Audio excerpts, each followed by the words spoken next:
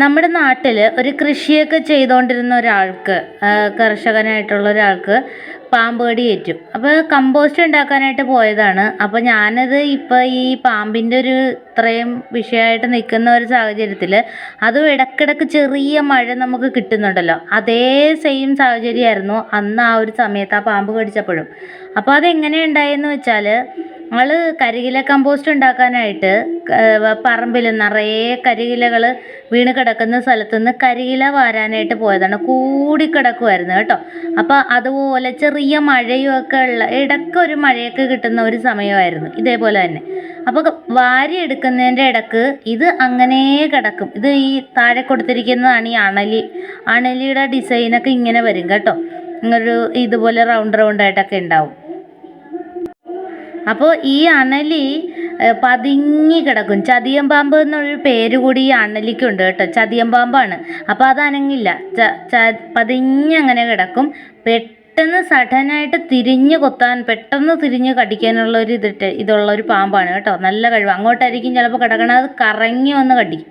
അപ്പോൾ അങ്ങനെ അയാൾ വാരാൻ തുടങ്ങിയതും ഇതങ്ങ് കയറി ഒരൊറ്റ കടി കൊടുക്കുകയാണ് ചെയ്തത്. പിന്നെ പാമ്പിനെ നമ്മൾ കണ്ടതുകൊണ്ടും പിന്നെ ഇതിന് വേദനയൊക്കെ ഉണ്ടാവുമല്ലോ, ആ ഭാഗത്ത് നല്ലപോലെ വേദനയൊക്കെ ഉണ്ടാകും. അപ്പോൾ കടിക്കുന്ന ഭാഗത്ത് ഉടനെ ഹോസ്പിറ്റലിൽ കൊണ്ടുപോയി പെട്ടെന്ന് ആൻറ്റിബയോട്ടിക്കൊക്കെ കൊടുത്ത് ആൾ രക്ഷപ്പെട്ടു. അപ്പോൾ അതാണ് പറഞ്ഞത്. അത് ഞാൻ പെട്ടെന്നൊരു ഓർമ്മയിൽ വന്നപ്പോൾ ഇപ്പോൾ പറഞ്ഞതേ ഉള്ളൂ. കരിയില കൂടിക്കിടക്കുമ്പോൾ കർഷകർ പ്രത്യേകിച്ച് കരിയില കമ്പോസ്റ്റ് ഉണ്ടാക്കാനായിട്ട് ആവശ്യത്തിന് എടുക്കുമ്പോൾ ചെറിയ കമ്പ് കൊണ്ടൊന്നും ഇളക്കാൻ നിൽക്കരുത്. വലിയ കമ്പ് കൊണ്ട് തന്നെ ഇളക്കണം കേട്ടോ. വലിയ കമ്പ് കൊണ്ട് തന്നെ നല്ലവണ്ണം ഇളക്കി നോക്കിയതിന് ശേഷം ഒന്നും ഇല്ലയെന്ന് ഉറപ്പ് വരുത്തിയിട്ട്. ചിലപ്പോൾ കുഞ്ഞായിരിക്കും കിടക്കുന്നത്. അപ്പോൾ ഇത് മുകളിൽ കൊടുത്തിരിക്കുന്നതാണ് ശംഖുവരയൻ പാമ്പ്. അതും വളരെ ഡേഞ്ചറാണ്. അതാണെങ്കിൽ കടിച്ചു കഴിഞ്ഞാൽ അറിയത്ത് പോലും ഇല്ല. അതിന് കുഞ്ഞ് ചെറിയ പല്ലുകളാണുള്ളത്. അതുകൊണ്ട് തന്നെ അത് ശരീരത്തിൽ പാട് പോലും ഉണ്ടാവില്ല. ആ കടിച്ച ഭാഗത്തൊരു നീറ്റലോ പ്രത്യേകിച്ച് ഒന്നും ഉണ്ടാവത്തില്ല. വേദനയോ നീറ്റലോ ഒന്നും ഉണ്ടാവില്ല, അറിയുകയില്ല. ഉറങ്ങിക്കിടക്കുന്ന സമയത്തൊക്കെയാണ് കടിക്കുന്നതെങ്കിൽ നമ്മൾ ഉണരുമ്പോഴത്തേക്കും നമ്മൾക്കൊന്നും ഉണ്ടാവില്ല, ജീവനെ ഉണ്ടാവില്ല.